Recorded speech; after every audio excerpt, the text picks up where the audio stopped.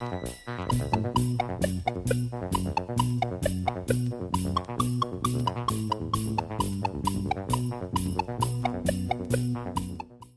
this video, I want to talk about a different kind of example of computing the area between curves.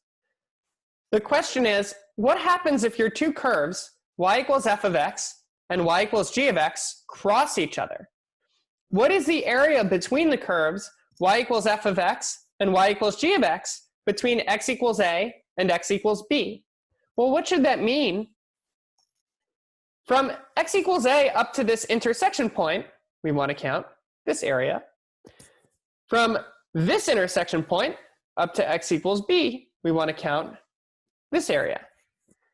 And in between the two intersection points, we want to count this area. So what I want to say is that when you take the integral from a to b of f of x minus g of x dx, this is not the area between these two curves from x equals a to x equals b. From here to the intersection point, f of x, y equals f of x is the top curve, and y equals g of x is the bottom curve. So f of x minus g of x is the top function minus the bottom function.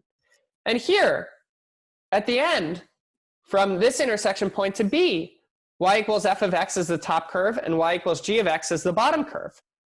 But in the middle, now y equals g of x is the top curve, and y equals f of x is the bottom curve. So the idea is the top curve and the bottom curve switch.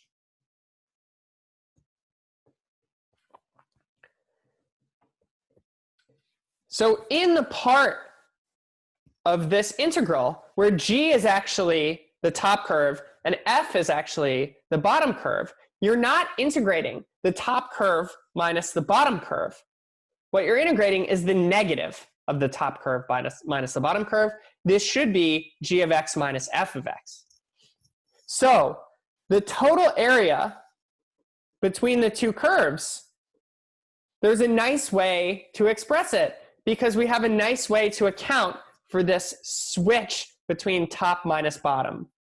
So the total area between the curves from x equals a to x equals b is the integral from a to b of not f of x minus g of x, but the absolute value of f of x minus g of x dx. So the only difference is in the region where g of x is bigger than f of x, where the top curve and the bottom curve have switched. Now we're integrating the negative of the function f of x minus g of x, and that's exactly what the absolute value sign does. So how do you do a problem like this? You have to find the area on the part of the interval on which f of x minus g of x is positive, and the part of the interval on which f of x minus g of x is negative. So what you have to do is find the intersection points, because that's where the switches happen. Right? Up until this point, f of x is the top function, g of x is the bottom function. And at this intersection point, they switch. Now g of x is the top and f of x is the bottom. So you find the intersection points and divide the integral into pieces. This is just like what we did when we talked about how to integrate the absolute value of any function. So in the rest of this video, I want to show how to use this strategy to compute the area between two curves in a nice example. In this example, we want to find the area of the region enclosed by the curves y equals sine of x, y equals cosine of x, and the lines x equals 0 and x equals pi over 2. These are just two vertical lines telling us what values of x we're interested in. So x equals pi over 2 is this vertical line, x equals 0 is this vertical line.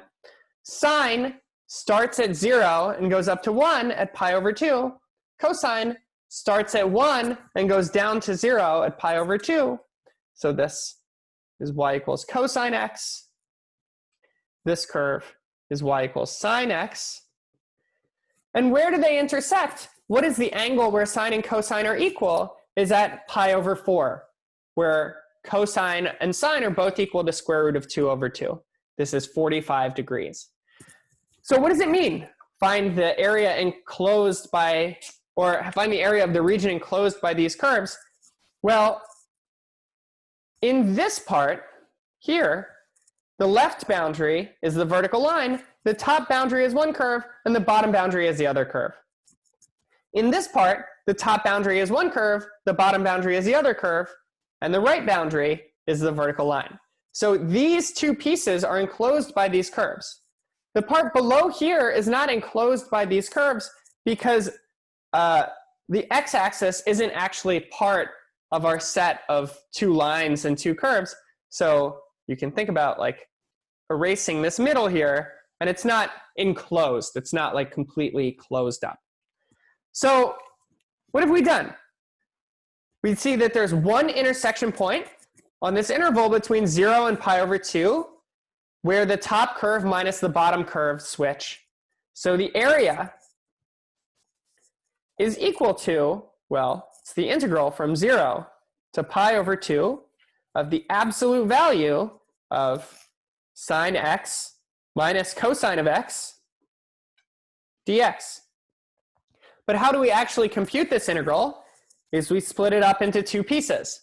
The piece where sine minus cosine is greater than or equal to 0, and the piece where sine minus cosine is less than or equal to 0. So it's an integral from 0 to pi over 4. On the first piece, cosine is the big one and sine is the small one. We always want to take the integral of the top function minus the bottom function, the big function minus the small function. So cosine x minus sine x dx.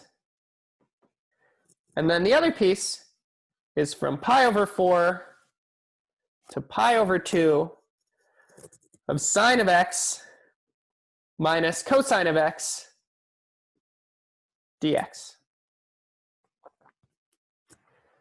Okay, so these integrals we know how to do because I know an antiderivative of the function cosine minus sine. It's sine plus cosine. Right? Same thing. I know an antiderivative here. It's negative sine plus cosine. So I'll just quickly go through this using FTC2 to evaluate the rest of this area. All right. So we go from these two integrals up to these four integrals, breaking them up, writing the integral of cosine minus sine as the integral of cosine minus the integral of sine. For each integral, we use FTC2. An antiderivative of cosine is sine. An antiderivative of negative sine is cosine. An antiderivative of sine is negative cosine, and an antiderivative of negative cosine is negative sine. And now we just need to evaluate a bunch of values of sine and cosine at things like pi over 2, pi over 4, 0. And if you're careful, what you get, like in the first term, is sine of pi over 4, which is square root of 2 over 2, minus sine of 0, which is 0. So you just get square root of 2 over 2. In the next term, cosine pi over 4 is square root of 2 over 2 minus cosine of 0, which is minus 1. And if you go through everything really carefully, what you get in the end is the area enclosed by these two curves and these two lines, x equals pi over 2 and x equals 0, is 2 times square root of 2 minus 2.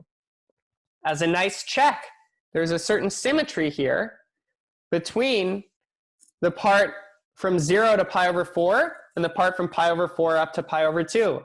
And when we compute, we see that the integral of the first part and the integral of the second part are the same, that we get a square root of 2 minus 1 from each piece.